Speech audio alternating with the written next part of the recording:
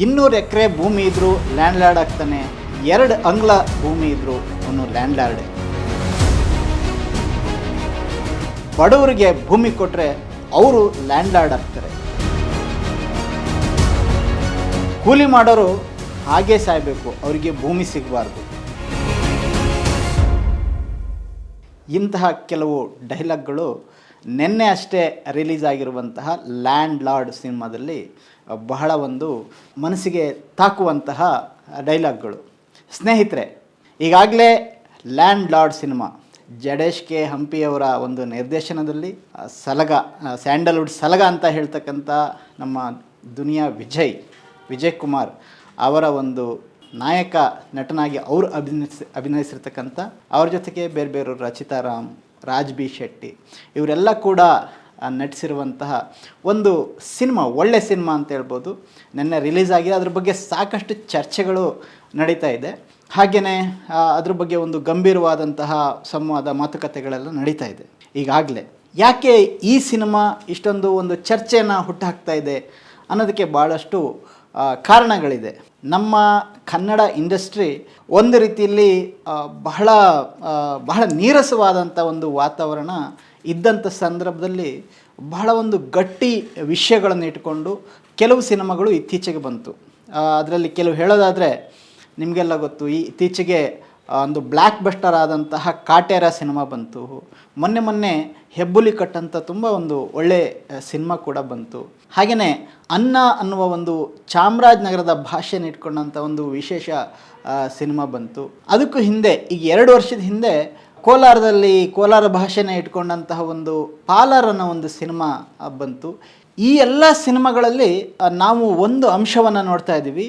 ಇವೆಲ್ಲ ಕೂಡ ಕನ್ನಡಕ್ಕೆ ವಿಶೇಷವಾದ ರೀತಿಯಲ್ಲಿ, ಕನ್ನಡ ಚಿತ್ರರಂಗಕ್ಕೆ ವಿಶೇಷವಾದ ರೀತಿಯಲ್ಲಿ ಒಂದು ನೆಲ ಮೂಲದ ಸಮಸ್ಯೆಗಳನ್ನು ಮತ್ತು ಸಾಮಾಜಿಕವಾದಂತಹ ವಿಷಯಗಳನ್ನು ಹೇಳೋದಕ್ಕೆ ಪ್ರಯತ್ನ ಪಡ್ತಾ ಇದ್ದಾವೆ. ಆದರೆ ಒಂದು ಸಮಸ್ಯೆ ಏನಂತ ಹೇಳಿದರೆ, ನಮ್ಮಲ್ಲಿರ್ತಕ್ಕಂಥ ದೊಡ್ಡ ಸ್ಟಾರ್ ನಟರು ಅಂತ ಯಾರು ಹೇಳ್ತೀವಿ ನಾವು, ಈ ಸ್ಟಾರ್ ನಟರು ಈ ರೀತಿಯ ಒಂದು ಸಿನಿಮಾಗಳಿಗೆ ಹೋಗೋದು ಬಹಳ ಕಡಿಮೆ ಇತ್ತು. ಆದರೆ ಇದಕ್ಕೆ ಒಂದು ಅಪವಾದ ಅನ್ನೋ ರೀತಿಯಲ್ಲಿ ಕಾಟೇರ ಸಿನಿಮಾ ಬಂತು. ದರ್ಶನ್ ಅವರು ಅದನ್ನು ಅಭಿನಯಿಸಿದ್ರು ಮತ್ತು ಬಹಳ ಅದ್ಭುತವಾಗಿ ಕೂಡ ಬಂತು. ಅದು ಹಿಟ್ ಆದಂಥ ಒಂದು ಸಿನಿಮಾ. ಈಗ ಬಹುಶಃ ಅದೇ ದಾರಿನಲ್ಲಿ ನೆಕ್ಸ್ಟ್ ನಮಗೆ ಈ ಸಲ 2026ರಲ್ಲಿ ಲ್ಯಾಂಡ್ ಲಾರ್ಡ್ ಸಿನಿಮಾ ಬಂದಿದೆ. ಈ ಲ್ಯಾಂಡ್ ಲಾರ್ಡ್ ಸಿನಿಮಾ ಕೂಡ ಒಂದು ಭೂಮಿ ವಿಷಯಗಳನ್ನು ಹೇಳ್ತಕ್ಕಂಥದ್ದು. ರಾಮದುರ್ಗದ ರಾಚಯ್ಯ ಅಲಿಯಾಸ್ ಕೊಡ್ಲಿ ರಾಚಯ್ಯ ಅಂತಲೇ ಇರುವಂತಹ ಒಬ್ಬ ವ್ಯಕ್ತಿ, ಅವನು ಈ ಹಿಂಸೆನೆಲ್ಲ ಬಿಟ್ಟು, ಅವನು ಯಾವ ಮಟ್ಟದ ಒಬ್ಬ ಪೈಲ್ವಾನ್ ಅಥವಾ ಬಹಳ ಶಕ್ತಿವಾನ್ ಅಂತೇಳಿದರೆ ಅವನು 10 ಏಟಿಗೆ ಒಂದು ಮರನ ಉರುಳಿಸ್ತಾನೆ ಕೊಡ್ಲಿಯಿಂದ ಅಂಥೇಳಿ. ಆದರೆ ಅಂಥ ವ್ಯಕ್ತಿ ಒಂದು ಕಾಲದಲ್ಲಿ ಒಂದು ಸಂಘರ್ಷ ಮಾಡಿ ಅವನು ಭೂಮಾಲೀಕರ ಜೊತೆಗೆ ಪಣ ಕಟ್ಟಿ ಗೆದ್ದು 2 ಎಕರೆ ಜಮೀನು ತಗೊಂಡು, ಆ ನಂತರದಲ್ಲಿ ಪಕ್ಕದ ಬೇರೆ ಊರಿಗೆ, ಹುಲಿದುರ್ಗ ಅನ್ನೋ ಒಂದು ಊರಿಗೆ ಬಂದು ಸಾಮಾನ್ಯ ಕೂಲಿ ಕಾರ್ಮಿಕನ ರೀತಿ ತನ್ನ ಮಗಳನ್ನು ಪೊಲೀಸ್ ಮಾಡಿ ಸಾಮಾನ್ಯ ನೆಮ್ಮದಿಯಾಗಿ ಬದುಕ್ತಾ ಇರತಕ್ಕಂತಹ ಒಬ್ಬ ವ್ಯಕ್ತಿಯಾಗಿರ್ತಾನೆ. ಆದರೆ ಅವನ ಬದುಕಿನಲ್ಲಿ, ಅವನ ಕುಟುಂಬದ ಬದುಕಿನಲ್ಲಿ ಆನಂತರ ಆಗ್ತಕ್ಕಂತಹ ಘಟನೆಗಳು, ಆ ಊರಿನಲ್ಲಿ ಜನ ಕೂಲಿಕಾರರು ಭೂಮಿಗೋಸ್ಕರ ಹೋರಾಟ ಮಾಡ್ತಕ್ಕಂಥ ವಿಷಯ, ಅದಕ್ಕೆ ಅನಿವಾರ್ಯವಾಗಿ ಇವನು ತಳ್ಳಲ್ಪಡ್ತಾನೆ. ಆಗ ಏನಾಗುತ್ತೆ ಅನ್ನೋದೇ ಈ ಒಂದು ಸಿನಿಮಾದ ಕತೆ ಅಂತ ಹೇಳ್ಬೋದು. ಇಲ್ಲಿ ನಾವು ಇಡೀ ಸಿನಿಮಾದ ಕತೆ ಹೇಳೋ ಅಗತ್ಯ ಇಲ್ಲ, ನೀವೆಲ್ಲ ದಯವಿಟ್ಟು ಸಿನಿಮಾ ನೋಡಿ. ಆದರೆ ಕೆಲವು ಮುಖ್ಯ ವಿಷಯಗಳನ್ನು ಈ ಸಿನಿಮಾ ಹೇಳುತ್ತೆ. ಸಿನಿಮಾದ ಅರ್ಧ ಭಾಗದಲ್ಲಿ ಒಂದು ನಮ್ಮನ್ನು ಬಹಳ ಮನಸ್ಸಿಗೆ ತಾಗುವಂತಹ, ಭಾವನಾತ್ಮಕವಾಗಿ ಇಷ್ಟ ಆಗುವಂಥ ಹಲವಾರು ಸನ್ನಿವೇಶಗಳಿದ್ದಾವೆ. ಒಂದು ಕಣ್ಣು ಕಾಣಿಸ್ತಾ ಇರ್ತಕ್ಕಂಥ ಹೆಣ್ಣು ಮಗುವಿನ ಒಂದು ಚಿತ್ರಣ ನಮಗೆ ಬಹಳ ಇದಾಗುತ್ತೆ. ಹಾಗೇನೆ ಒಬ್ಬ ದೇವಿ ಅನ್ನೋ ಹುಡುಗನ ಒಂದು ಪಾತ್ರ, ಅವನು ಮತ್ತು ಈ ರಾಚಯ್ಯನ ಮಗಳು ಮಧ್ಯೆ ಆಗ್ತಕ್ಕಂತಹ ಪ್ರೇಮ, ಇವೆಲ್ಲ ಕೂಡ ಬಹಳ ಮನಸ್ಸಿಗೆ ನಾಟ್ತವೆ ನಮಗೆ. ಆದರೆ ಆ ನಂತರದಲ್ಲಿ ಈ ಭೂಮಿ ಸಂಘರ್ಷ ತಾರಕಕ್ಕೆ ಇರುತ್ತೆ ಅಂತ ಹೇಳ್ಬೋದು 2ನೇ ಅರ್ಧದಲ್ಲಿ. ಇದರಲ್ಲಿ ಬಹಳ ವಿಶೇಷವಾಗಿ ನಮ್ಮ ನಿರ್ದೇಶಕರು ಅಥವಾ ಕತೆ ಬರೆದವರು ಇದರಲ್ಲಿ ಕೆಲವು ಪೊಲಿಟಿಕಲ್ ಸ್ಟೇಟ್ಮೆಂಟ್ಗಳನ್ನು ಕೊಡ್ತಾರೆ ಈ ಸಿನಿಮಾದ ಮೂಲಕ. ಆ ಕಾರಣಕ್ಕೆ ಇದು ಬಹಳ ಇಂಪಾರ್ಟೆಂಟ್ ಅಂತ ನನ್ನ ಒಂದು ಅನಿಸಿಕೆ. ಏನದು ಪೊಲಿಟಿಕಲ್ ಸ್ಟೇಟ್ಮೆಂಟು? ಈಗ ಉದಾಹರಣೆಗೆ ಕೆಲವು ವರ್ಷಗಳ ಹಿಂದೆ ತಮಿಳಲ್ಲಿ ಅಸುರನ್ ಅಂತ ಒಂದು ಸಿನಿಮಾ ಬಂತು. ಅದು ಕೂಡ ಅಬ್ಬರಿಸುವಂತಹ, ಭಾಳ ರಕ್ತವನ್ನು ಕಾರುವಂತಹ, ಶೋಷಣೆ ಮಾಡೋರನ್ನ, ದಬ್ಬಾಳಿಕೆ ಮಾಡೋರನ್ನ ರುಂಡ ಚೆಂಡಾಡುವಂಥ ಒಂದು ಬಹಳ ಇದರ ಸಿನಿಮಾ. ಅದ್ರ ಬಗ್ಗೆ ಬಹಳ ಮೆಚ್ಚುಗೆ ಬಂತು. ಧನುಷ್ ಅವರು ಆ್ಯಕ್ಟಿಂಗ್ ಮಾಡಿದರು. ಆದರೆ ಅಂತಹ ಸಿನಿಮಾಗಳು ಅಥವಾ ನಮ್ಮ ಕನ್ನಡದಲ್ಲಿ ರೆಗ್ಯುಲರ್ ಇರ್ತಕ್ಕಂತಹ ಹಿಂಸೆಯನ್ನು ವೈಭವಿಸಿರ್ತಕ್ಕಂಥ ಅಥವಾ ಅಂತಿಮವಾಗಿ ಹಿಂಸೆನೇ ಅಂತಿಮ, ಇಲ್ಲ ಅಂತ ಹೇಳಿದ್ರೆ ಕಾನೂನು ಇದಕ್ಕೆಲ್ಲ ವಿಲನ್ಗಳು ಆದವರು ಅಥವಾ ಕೇಡಿಗಳು, ದುಷ್ಟರು, ಭೂಮಾಲೀಕರು ಇಂಥವ್ರು ಬಗ್ಗೋದಿಲ್ಲ. ಹಾಗಾಗಿ ಅವ್ರನ್ನ ಅಂತಿಮವಾಗಿ ನಾಯಕ ಆದವನು ಹಿಂಸೆ ಮೂಲಕನೇ ಬಗ್ಗು ಬಡಿಬೇಕು ಅನ್ನೋದು ಒಂದು ಮಾಮೂಲಿ ಇರ್ತಕ್ಕಂಥ ಒಂದು ನರೇಟಿವ್. ಆದರೆ ಈ ಸಿನಿಮಾ ಲ್ಯಾಂಡ್ ಲಾರ್ಡ್ ಸಿನಿಮಾ ಇದಕ್ಕೆ ಭಿನ್ನವಾದಂತಹ ಒಂದು ದನಿಯನ್ನು ಎತ್ತುತ್ತಾ ಇದೆ. ಆ ಕಾರಣಕ್ಕೋಸ್ಕರ ಈ ಸಿನಿಮಾ ಬಹಳ ಮುಖ್ಯ ಅಂತ ನನಗನ್ಸುತ್ತೆ. ಏನು ಅಂತ ಹೇಳಿದರೆ, ಅಫ್ಕೋರ್ಸ್ ಈ ಸಿನಿಮಾದಲ್ಲಿ ಕೂಡ ದುನಿಯಾ ವಿಜಯು ಮೊದಲಿಗೆ ಅವರು ಹಾಗೆ ನೋಡಿದರೆ ಸಿನಿಮಾದಲ್ಲಿ ಎಂಟ್ರಿ ತಗೊಳ್ಳೋದೇ ಒಂದು 20 ನಿಮಿಷ ಆದ ನಂತರದಲ್ಲಿ, ಆ ನಂತರ ಬಹಳ ಸೈಲೆಂಟಾಗಿ ಇರತಕ್ಕಂಥ ಒಬ್ಬ ಸಾಮಾನ್ಯ ವ್ಯಕ್ತಿ ರೀತಿಯಲ್ಲೇ ಜನರ ಮನಸ್ಸನ್ನು ಆವರಿಸ್ಕೊತಾನೆ. ಆದರೆ ಆ ನಂತರದಲ್ಲಿ ಬಹಳ ಉಗ್ರವಾಗಿ, ಬಹಳ ಒಂದು ಭೀಕರವಾದಂಥ ರೀತಿಯಲ್ಲಿ ಮತ್ತು ಅಷ್ಟೇ ಅದ್ಭುತವಾದ ನಟನೆ ಮೂಲಕ ಗಮನ ಸೆಳೀತಾರೆ. ಹಾಗೆಯೇ ಅಲ್ಲಿ ಮತ್ತೆ ಕೊಡಲಿ ಇಟ್ಕೊಂಡು ರುಂಡ ಚೆಂಡಾಡೋದೆಲ್ಲ ಇದೆ. ಆದರೆ ಅಷ್ಟಕ್ಕೆ ನಿಂತು ಬಿಟ್ಟಿದ್ರೆ ಈ ಸಿನಿಮಾ ಬಹಳ ಸಾಮಾನ್ಯ ಆಗ್ಬಿಡ್ತಾ ಇತ್ತು. ಆದರೆ ಅಲ್ಲಿ ಒಂದು ಸಿಚುವೇಶನ್ ಬರುತ್ತೆ. ಈ ಕೂಲಿ ಮಾಡೋರು ಅಥವಾ ಭೂಮಿ ಇಲ್ಲದೆ ಇದ್ದವರು ಮತ್ತು ಭೂಮಾಲೀಕರು ಬಹಳ ಕ್ರೂರಿಗಳಾಗಿರ್ತಾರೆ. ಮತ್ತು ಯಾವ ಕಾರಣಕ್ಕೂ ಕೂಡ ಅಲ್ಲಿ ಸಣ್ಣದಣಿ ಅಂತಕ್ಕಂಥ ಒಬ್ಬ ವ್ಯಕ್ತಿ, ಸಣ್ಣದಣಿ ಅಂತ ಹೇಳೋಂಥನು, ಅವನು ಯಾವ ಕಾರಣಕ್ಕೂ ಈ ಕೂಲಿ ಮಾಡೋರಿಗೆ ಒಂದು ಅಂಗುಲ ಕೂಡ, ಒಂದು ಇಂಚು ಭೂಮಿ ಕೂಡ ಕೊಡೋದಿಲ್ಲ ಅನ್ನುವ ಒಂದು ಮನಸ್ಥಿತಿ ಇದ್ದವನ ಒಂದು ಏನು ಪಾತ್ರದ ಮೂಲಕ ಅಲ್ಲಿ ಕತೆ ಹೇಳ್ತಾರೆ. ಆವಾಗ ಎದುರಾಗ್ತಕ್ಕಂಥದ್ದು ಹೋರಾಟ. ಇಲ್ಲಿ ಹೋರಾಟ ಕೇವಲ ಕೊಡ್ಲಿ ಹಿಡ್ಕೊಂಡು ಅಥವಾ ಹೊಡಿ ಬಡಿ ಕಡಿ ಅಲ್ಲದೇ ಯಾಕೆ ಈ ಸಿನಿಮಾ ಭಿನ್ನ ಆಗುತ್ತೆ ಅಂತ ಹೇಳಿದರೆ, ಓದಿನ ಮೂಲಕ, ಶಿಕ್ಷಣದ ಮೂಲಕ ಕೂಡ ಬದಲಾವಣೆ ಆಗಬೇಕು. ಹಾಗೆಯೇ ಈ ಕೂಲಿ ಮಾಡೋರು ಸಾಮಾನ್ಯವಾಗಿ ಸಂಧಾನ ಮಾಡ್ಕೋತಾರೆ ಅಥವಾ ಅಲ್ಲಿರ್ತಕ್ಕಂಥ ಈಗ ತುಂಬ ಈ ತಳ, ದಲಿತ, ಹಿಂದುಳಿದ ಸಮುದಾಯಗಳಿಂದನೇ ಹೋದಂಥವ್ರು ಮೇಲು ವರ್ಗಗಳ ಜೊತೆಗೆ ಅಥವಾ ಭೂಮಾಲೀಕರ ಜೊತೆಗೆ, ಶ್ರೀಮಂತರ ಜೊತೆಗೆ ಸಂಧಾನ ಮಾಡ್ಕೊಳ್ಳೋದು ಸಾಮಾನ್ಯ ಎಲ್ಲ ಸಿನಿಮಾಗಳು ನೋಡ್ತೀವಿ. ಇಲ್ಲಿ ಅಷ್ಟಕ್ಕೆ ನಿಲ್ಲೋದಿಲ್ಲ. ಇಲ್ಲಿ ಬಹಳ ಸ್ಪಷ್ಟವಾಗಿ ಸಿನಿಮಾ ಹೇಳುತ್ತೆ, ಬೇಕಾಗಿರೋದು ಸಂಧಾನ ಅಲ್ಲ, ಸಂವಿಧಾನ ಅಂಥೇಳಿ. ಕಾನೂನಿನ ಮೂಲಕ ನಾವು ಬದಲಾವಣೆ ಮಾಡ್ತೀವಿ. ಒಂದು ಸಂದರ್ಭದಲ್ಲಿ ಈ ನಾಯಕನ ಬಗ್ಗೆ ಒಬ್ಬ ಗುಣಗಾನ ಮಾಡುವಂತಹ ಏನು ರಾಮದುರ್ಗದ ಒಬ್ಬ ಅಜ್ಜ ಹೇಳ್ತಾನೆ, ನೀವು ಬದಲಾಗಿ, ಇಲ್ಲ ಅಂದ್ರೆ ಅವನು ಬದಲಾಯಿಸ್ತಾನೆ ಅಂಥೇಳಿ. ಇಲ್ಲ ಅಂದ್ರೆ ಬದಲಾಯಿಸ್ತಾನೆ. ಸೊ ಇಲ್ಲಿ ಬದಲಾಯಿಸ್ತಾನೆ ಅಂತ ಹೇಳುವಾಗ ಅಲ್ಲಿ ಕೇವಲ ಹಿಂಸೆ ಮೂಲಕ ಅಲ್ಲದೇನೆ ಕಾನೂನಿನ ಮೂಲಕ, ಸಂವಿಧಾನದ ಮೂಲಕ ಅವನು ಬದಲಾಯಿಸ್ತಾನೆ ಅನ್ನೋ ಒಂದು ಸಂದೇಶವನ್ನು ಇದು ಕೊಡುತ್ತೆ. ಮತ್ತು ಬಹಳ ಸಲ ಈ ಸಂವಿಧಾನ ಅನ್ನೋ ಪದ ಈ ಸಿನಿಮಾದಲ್ಲಿ ಬರುತ್ತೆ ಸ್ನೇಹಿತರೆ. ಒಬ್ಬ ಸ್ಟಾರ್ ನಟ, ದುನಿಯಾ ವಿಜಯ್ ಅಂತಹ ಒಬ್ಬ ನಟ ಒಂದು ಸಿನಿಮಾದಲ್ಲಿ ಒಂದು ಪಾತ್ರದಲ್ಲಿ ಬಹಳಷ್ಟು ಸಲ ಸಂವಿಧಾನ ಅಂತ ಹೇಳ್ತಕ್ಕಂಥದ್ದು ಇದರ ಒಂದು ವಿಶೇಷ.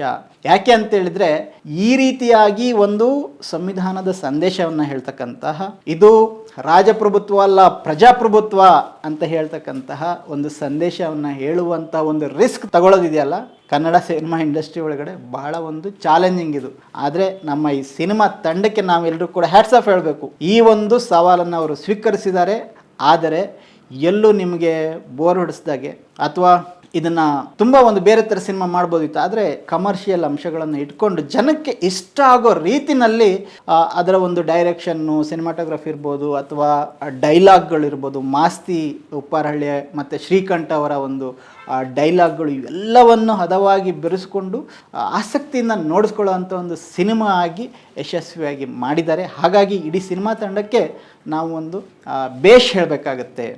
ಇದ್ರ ಜೊತೆಗೆ ಈ ಸಿನಿಮಾದಲ್ಲಿ ಇನ್ನು ಕೆಲವು ಸಮಾಜದ ಅನಿಷ್ಟ, ಈ ಒಂದು ಏನು ಲ್ಯಾಂಡ್ ಲಾರ್ಡಿಸಮ್ ಜೊತೆಗೆ ಇರ್ತಕ್ಕಂಥ ಕೆಲವು ವಿಷಯಗಳನ್ನು ಹೇಳುತ್ತೆ. ಉದಾಹರಣೆಗೆ ದೇವದಾಸಿ ಪದ್ಧತಿ, ಬಸವಿ ಬಿಡುವಂಥದ್ದು, ಈ ಒಂದು ವಿಷಯಗಳನ್ನು ಕೂಡ ಸೂಕ್ಷ್ಮವಾಗಿ ಇದು ಹೇಳುತ್ತೆ.